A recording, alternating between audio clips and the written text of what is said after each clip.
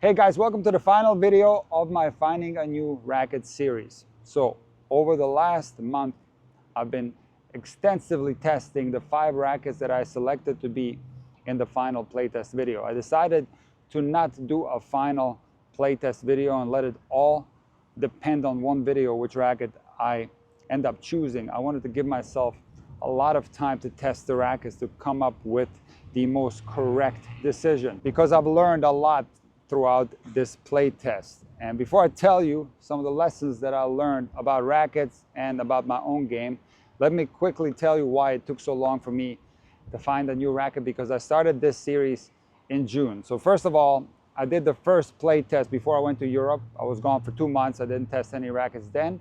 And I would take time off during the Grand Slams when I covered those tournaments with a daily video. So there were close to 4 months where I didn't test any rackets. And my tip to you is that if you are going through a play testing phase, that you try to find the racket within a month. Don't let it go on forever like I did. But nevertheless, over the last month or so, it was clear to me that some rackets just weren't right for me. And one of these rackets that didn't suit me was the Solinco Whiteout 305 XTD. Now, interestingly, I played some of my best tennis in that video. I was on fire, and therein lies an important lesson that sometimes, independent of the racket that you're playing with, you're going to play amazing. So you always want to give that racket a second or a third or a fourth try to make sure that you didn't play unbelievable on that particular day. And that was the case with the Solinco Whiteout 305 XTD. Despite me playing really well with it in the video that I featured on YouTube, the following practices with this racket revealed that at the end of the day, the beam is just too thin for me. It's too much of a classic feel to it. The racket did not have enough pop for me, but I still stand by it. This is one of the best rackets that I've tried, and is a phenomenal choice for a person that likes these specifications. But for me, unfortunately, the 305 XTD Whiteout had to be disregarded. Now, the remaining 4 rackets I have used pretty much through the entirety of this final playtest phase. It was only a few days ago where I decided that unfortunately I have to disregard the Yonex Percept, and I have to explain why. I continued to play some of my best tennis with the Percept 100. Just like I did in that play test, I'm playing well with this racket. It's very forgiving. It is one of the best rackets that I've ever played with. I'm serving well with it. My feel is good. My volleys are good. My backhand feels phenomenal. My forehand feels really good. And the feeling that I get on this racket, that I can take big swings and the racket gives me a lot of control. The racket does have a lot of power as well. So at one point I thought that I was gonna choose this racket. This is how much I like the Yonex Percept 100. By the way, for all you guys wondering, all the rackets are strung with Kirschbaum Orange 1.23. Kirschbaum changed the name from Super Smash to Orange. If you're interested in getting this string, there's a link in my bio. You can get a discount. So it was 42 pounds with the same strings throughout the vast majority of the play test series, and especially in this last month or so, I only used my string and my tension on the racket. So the one thing about the Percept that made it difficult for me to play with was the fact that I had to take big swings to make the ball go fast. And that is just something that's uncomfortable for me. I like the racket to do the work for me. Now, don't misunderstand me. This is a power racket, no doubt about it. But compared to these other 3 rackets that remain, I do feel a slight difference where with the Yonex Percept, to make my forehand go hard, I got to take a big cut at it. And it's not necessarily a bad thing, because when I do take that big cut, the ball does go in a lot. So the racket is so forgiving. It has phenomenal control, but it's just that feeling of having to take a big swing. It's just not something that I'm willing to get used to. So for that reason, just a few days ago, I decided to disregard the Yonex Percept as well. And here's where things get really complicated, because these 3 rackets are all some of the best rackets that I've ever played with. They are phenomenal, and it was so difficult to make a choice out of these 3. This is one of the reasons why it took me a whole month to make a decision. But I've made a decision and I'm sticking by it. And what I'm about to do is insane because I am going to disregard the Technifiber T-Fight.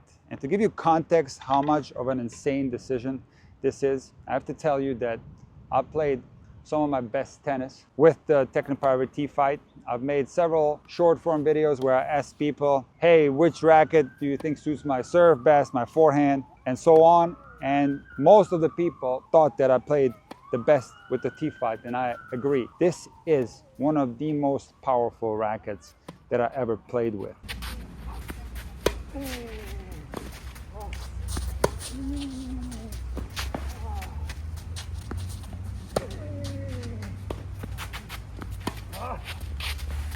When it comes to the serve, it comes very close to the Babolat Pure Drive Plus. I feel that my forehand is the fastest by far with the T-Fight. My backhand is the fastest by far with the T-Fight. I just recently heard Daniil Medvedev say that he switched from his controlled Technifiber racket to the T-Fight mid-match, and he said that this racket has so much power he can lose 0-0 to someone. He was exaggerating, of course, but he was saying that this racket is so powerful that it's borderline uncontrollable. But in this match where he took out Kachanov, he found a way to control the ball and have power at the same time. And I agree with Daniil. And by the way, I don't know if he's using this exact model. He could be using a customized version. But this racket has a tremendous amount of power and it suits me extremely well. Now, to further add to the insane decision that I'm about to make, you have to understand that I was offered a deal from Technifiber 7 months ago. Shout out to Felipe from Technifiber. I've been a major pain in the butt, but as I told Felipe, I wanted this playtest to be real. I didn't want to select a racket just for the sake of getting a contract. This is not what this playtest series was about. However, this racket is phenomenal and it suits me really well. And what Technifiber was offering was something that could have been phenomenal for my channel. Not only did they offer me a contract, but I would get access to players that use Technifiber, which could possibly lead to collaborations with maybe Danielle Collins or other players that use Technifiber, and this would have been so great for my channel. Also, this racket looks really nice. It's got a glossy paint job and I absolutely love it, but I'm still not going to choose it, and let me tell you why. So when I compare it to the Babolat Pure Drive Plus, the racket that I've been using since 2016, my forehand and backhand are better with the Technifiber, and my serve is very close, if not at the same level as the Pure Drive Plus. But if you take a look at the design of the racket, you can see that the Technifiber is significantly thinner around the head, and I do feel that when I play with this racket. It's a raw power that comes out of this racket when you hit the ball, and it is just not something that I'm that comfortable with. Despite me not being a feel player, I do like the racket to have a little bit more feel. Not to say that you can't have feel with the Technifiber racket, but for me personally, this racket was just a tad too raw for me. I only slightly more preferred the Wilson Shift and the Babolat Pure Drive Plus, and I made the tough decision to stay true to my channel, to stay true to myself, and to decline the offer from Technifiber and disregard this racket. An insane decision, but I'm sticking with it. So choosing between these two rackets was incredibly difficult, and you have to understand my game to understand the decision that I came up with. So the Babolat Pure Drive Plus is the best serve racket in the history of tennis, in my opinion. There's no other racket that gives me so much power on the serve. When I'm playing well, my forehand works with the Babolat Pure Drive. I can hit winners. The ball goes extremely fast, just like on my serve. When the ball happens to be a little bit higher, I can absolutely pounce on my forehand and deliver winners. But one thing that I noticed is that when I get balls around the half court that happen to be lower, and I have to turn the racket around more and add more spin, and this is where the Babolat Pure Drive doesn't do me a lot of favors. And it's not only that, my forehand naturally, when I let it rip, turns into a flat topspin forehand. If you take a look at the tip of my racket, it comes through shortly after the moment of contact. And because of the extended length of this racket, I have to make an exerted effort to make topspin and execute a more vertical swing path. This is not so easy to do with this racket. When I don't think about my forehand, when I let it rip, it becomes very flat. Now, with my fitness declining, my footwork is not as good, and I find myself missing more forehands that I have in the past. And I'm especially missing a lot of forehands with the Babolat Pure Drive Plus. Now, the confusing thing is that my serve with the Pure Drive Plus is better than with any other racket, and my ability to be aggressive is better with this racket than with any other racket, but I also make mistakes. Now, with the Wilson Shift, my forehand is slower. My backhand is slower. My serve is slower.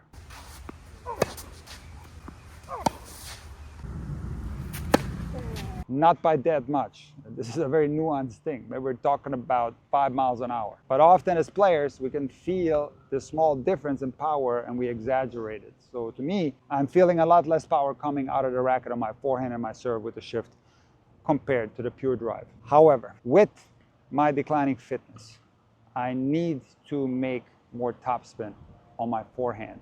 And out of all the rackets that I tested, including the Babolat Aero, which I didn't feature in a video, making that vertical swing path take place on the forehand was by far the easiest with the Wilson Shift. It doesn't take a lot of effort for me with this particular racket. I talked in the video where I tested the Shift, what Wilson has done to this racket to make it into a so-called spin racket. But all I have to do is intend a more vertical swing path, and the racket helps me tremendously to do that. So yes, my forehand is slower, but I can put more spin on it, and therefore I miss my forehand less. On top of that, when I get balls around the half court that are lower, I can turn the racket around a lot easier, and I'm making those type of forehands a lot more with the Shift compared to any other racket. So this was such a tough decision, and I looked at it from two different views. I thought, Nick, you're getting older,